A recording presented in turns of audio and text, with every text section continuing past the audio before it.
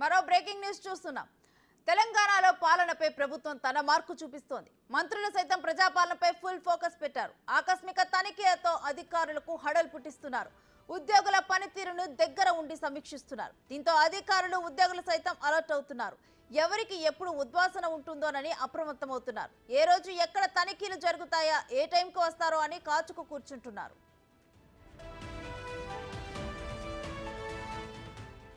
మంత్రులు తొలుత ఎవరి శాఖలను వారు తనిఖీ చేస్తున్నారు. ఉద్యోగులు టైంకి వస్తున్నారా లేదా అని దగ్గరుండి చూస్తున్నారు. ఉద్యోగులకు సర్ప్రైజ్ ఇవ్వాలనుకుంటే ఉద్యోగులే మంత్రులకు షాకులు ఇస్తున్నారు. కార్యాలయాలకు వెళ్లిన మంత్రులకు ఖాళీ కుర్చీలే దర్శనమిస్తున్నాయి. అంతేకాకుండా టైం దాటినా రాకుండా తాపీగా రావటం చూసి మంత్రులే విస్తుపోతున్నారు. సమయానికి రాని విధులకు గైర్హాజరవుతున్న ఉద్యోగుల తీరుపై తీవ్ర అసహనాన్ని వ్యక్తం చేస్తున్నారు. ఇక నుంచి సమయం పాటించకపోతే వేటు తప్పదని వార్నింగ్ ఇస్తున్నారు.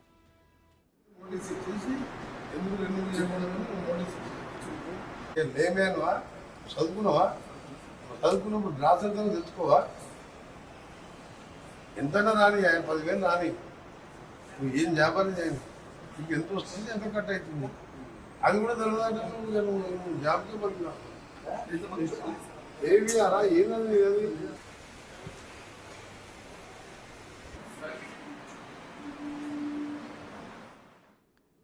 ఇక ఇదే అంశానికి సంబంధించి మరింత సమాచారం deputy bureau chief Sadiq live లో అందిస్తారు.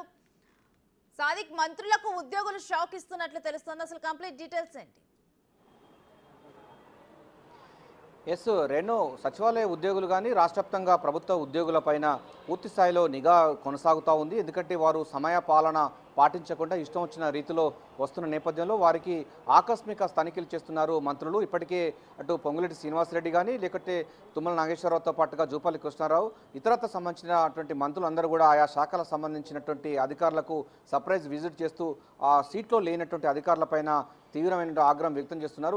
ఇంకోసారి కనుక రెండోసారి కనుక మీరు ఇదే విధంగా సమయ పాలన పాటించకపోతే వేటు తప్పదు, మిమ్మల్ని సస్పెండ్ చేస్తామని కూడా అధికారులకు ఆదేశాలు జారీ చేస్తున్నారు. సమయ పాలన పాటించినటువంటి ఉద్యోగులపైన కఠిన చర్యలు తీసుకోవాలని కూడా పూర్తి స్థాయిలో కూడా హెచ్ఓడీలకు ఒక నివేదిక ఇవ్వడం జరిగింది. నివేదిక ప్రభుత్వానికి ఎప్పటికి ఇవ్వాలి, హాజరు పట్టి పూర్తి స్థాయిలో ఉండాలి. ఎందుకంటే ప్రజా పాలన కొనసాగుతున్న నేపథ్యంలో దాన్ని స్పీడప్ పెంచుతున్నాయి. ఇప్పటికీ ఎన్నికలు అయిపోయి అన్నీ అయిపోయి పూర్తి స్థాయిలో కూడా ప్రజా పరిపాలన మరింత స్పీడ్గా పెంచాలంటే అధికారులు అలసత్వం ప్రదర్శించకూడదు. ఉదయం 10 గంటలకే సెక్రటరియట్కు రావాలి, సాయంత్రం 5 గంటలకు వెళ్ళాలి. ఇచ్చిన టైం ప్రకారంగా ఫైల్స్ మూమెంట్ ఉండాలి. చాలా సమస్యలు గత ప్రభుత్వం సంబంధించిన పెండింగ్ ఫైల్స్ ఉన్నాయి. అందులో భాగంగా ఈ పెండింగ్ ఫైల్స్ అయినా పూర్తి స్థాయిలో కూడా ఆ నివేదికలు ఇవ్వాలని కూడా అధికారులకు ఆదేశాలు జారీ చేయడం జరిగింది. ప్రధానంగా ధరణి సంబంధించి లాంటి సమస్యలపైన ఇంకా అధికారులు చుట్టూ తిరుగుతూ ఉన్నారు, సెక్రటరీ వైపు చూస్తున్నారు.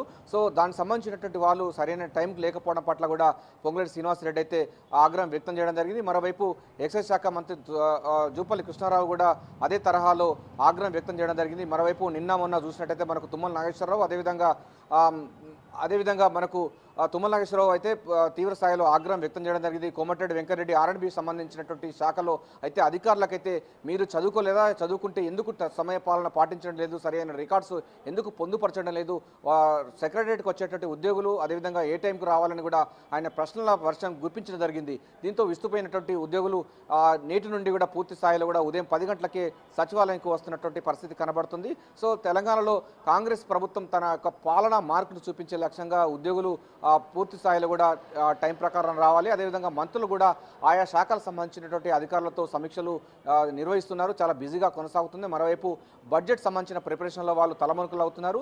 మరోవైపు ఉద్యోగులు కూడా సమయపాలన ఉండాలి, ఎప్పుడు అవైలబుల్గా ఉండాలి, సెక్రటరియట్లో ఉండాలి, మంత్రులు ఉంటారు, ముఖ్యమంత్రి కూడా వస్తున్న నేపథ్యంలో మీరెందుకు సమయంకు రావట్లేదని కూడా ఉద్యోగులపై ఆగ్రహం వ్యక్తం చేస్తున్నారు మంత్రులు. సో ఏదైనప్పటికీ చూసినట్లయితే మన ప్రధానంగా ఉద్యోగులకు సంబంధించిన విషయాల్లో కానీ ప్రభుత్వం చాలా ఒకవైపు ఫ్రెండ్లీ ప్రభుత్వం అంటూనే మరోవైపు మాత్రం డెఫినెట్గా మీరు కనుక సమయపాలన గైడ్లైన్స్ కనుక పాటించకపోతే తీవ్రమైన చర్యలు ఉంటాయని కూడా ప్రభుత్వం హెచ్చరిస్తుంది. మొదటి దశగా అయితే వారికి మందలించి వదిలిపెడుతుంది. రెండవసారి కనుక తప్పులు మరోసారి సమయపాలన కనుక పాటించకపోతే సస్పెన్షన్ లాంటి వాటి కూడా వెనుకాడబోము, ప్రజా పరిపాలన కొనసాగుతుంది. ప్రజలకు చేయవలసింది చాలా ఉంది కనుక గత ప్రభుత్వం 10 సంవత్సరాల పాటు నిర్లక్ష్యానికి గురైనటువంటి ప్రజలకు మనం మంచి పరిపాలన ఇచ్చే లక్ష్యంగా మంత్రులైతే పూర్తి స్థాయిలో పాలనపైన ఫోకస్ పెట్టడం జరిగింది. చాలా ఫైల్స్ అన్ని కూడా ఎక్కడెక్కడ ఉన్న నేపథ్యంలో చాలా అపరిశుద్ధంగా ఉన్నాయి. గత ప్రభుత్వం చేసిన గుట్టల కొద్దీ ఉన్నాయి. వాటన్నిటి కూడా ఎప్పటికప్పుడు డిస్పోజ్ చేయాలని కూడా అధికారులకైతే ఆదేశాలు జారీ చేయడం జరిగింది.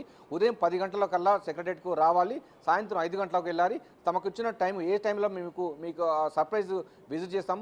ముఖ్యమంత్రి కూడా ఇతర జిల్లాలో కూడా పర్యటించే అవకాశం ఉంది. సో పాలన అన్నది పూర్తి స్థాయిలో గాడిలో పెట్టాలి. దాన్ని మరింత స్పీడ్ పెంచే విధంగా అధికారులందరూ కూడా సహకరించాలని కూడా మంత్రులు అయితే సున్నితంగా హెచ్చరిస్తున్నారు. ఉద్యోగులు కూడా ఈ అంశం పైన పూర్తి స్థాయిలో అయితే వాళ్ళు కూడా ఈ నేటి నుంచి అయితే సరైన టైంకి ఉదయం 10 గంటలకే మనం చూస్తున్నాం. వాళ్ళందరూ కూడా సచివాలయానికి వస్తున్నట్టు పరిస్థితి కనబడుతుంది. రేణు, అయితే మంత్రులు ఆయా శాఖల్లో సమీక్షలు నిర్వహించి ఇటు ఉద్యోగులు టైమింగ్స్ కానీ ఇవన్నీ కూడా చాలా స్ట్రిక్ట్గా మాట్లాడిన తర్వాత ఈ రోజు ఉద్యోగుల్లో మార్పు కనిపిస్తుందా? వాళ్ళు టైంకి రావటం జరిగిందా? ప్రస్తుతం ఏ విధంగా ఉంది ప్రభుత్వ కార్యాలయాల్లో పరిస్థితి? ఎస్ రేణు, ఎందుకంటే ఉదయం 10 గంటలకే ఆల్రెడీ ఉద్యోగస్తులందరూ కూడా సచివాలయంకి వస్తున్నారు. సచివాలయంలో కోలాహలం కొనసాగుతుంది. ఎప్పుడో 11-12 గంటలకు వచ్చేటటువంటి ఉద్యోగులు మంత్రుల యొక్క ఆకస్మిక తనిఖీలతో వాళ్ళు కంగుదిని టైం ప్రకారం వస్తున్నట్టు పరిస్థితి కనబడుతుంది. రాష్ట్ర వ్యాప్తంగా చాలామంది ఉద్యోగులు కూడా ఇదే తరహాలో ఉన్నది. ఎమ్మెల్యేలు కూడా తమ నియోజకవర్గాల్లో సర్ప్రైజ్ విజిట్ చేయాలి, ఉద్యోగులు సమయపాలన పాటించకపోతే చర్యలు తీసుకోవాలి, దానికి సంబంధించినటువంటి అధికారులకు ఎప్పటికప్పుడు ఆదేశాలు ఇవ్వాలని కూడా చెప్పడంతో అధికారులందరూ అలర్ట్ అవ్వడం జరిగింది. ఎప్పుడు ఎటువంటి ఉపద్రవం ముంచుకొచ్చే ప్రమాదం ఉంది.